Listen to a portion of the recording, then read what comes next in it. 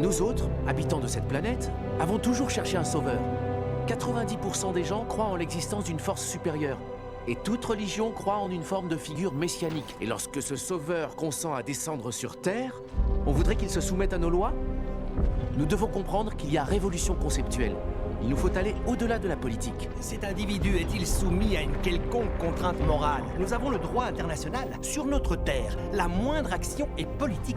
Est-il véritablement si surprenant que l'homme le plus puissant du monde soit l'objet de controverses? Qu'un individu s'adonne à des interventions qui sont normalement du ressort d'un État, cela nous invite à réfléchir. L'histoire montre que l'homme a une affreuse propension à suivre les gens dotés de grands pouvoirs sur des voies qui conduisent à d'énormes atrocités. Depuis toujours, nous créons des idoles à notre image. Et, disons-le, nous nous projetons sur lui. Il n'est peut-être pas en vérité une sorte de personnage démoniaque ou christique. C'est peut-être juste un gars plein de bonnes intentions.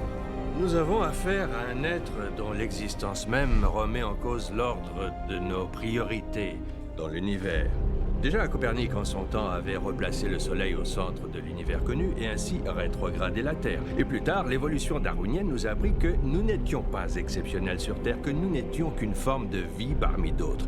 Et aujourd'hui, nous apprenons que dans l'univers, au sens large, nous ne sommes pas exceptionnels non plus, car il y a Superman. Il est bien là, un extraterrestre parmi nous. Nous ne sommes pas seuls. Vous êtes sénatrice des États-Unis. Est-ce que, à titre personnel, vous vous verriez dire à des parents endeuillés « Superman aurait pu sauver votre enfant, mais par principe, nous avons souhaité qu'il n'intervienne pas ». Je ne dis pas qu'il ne doit pas intervenir, mais qu'il ne doit pas le faire unilatéralement. Mais alors la véritable question c'est, devons-nous absolument avoir un Superman?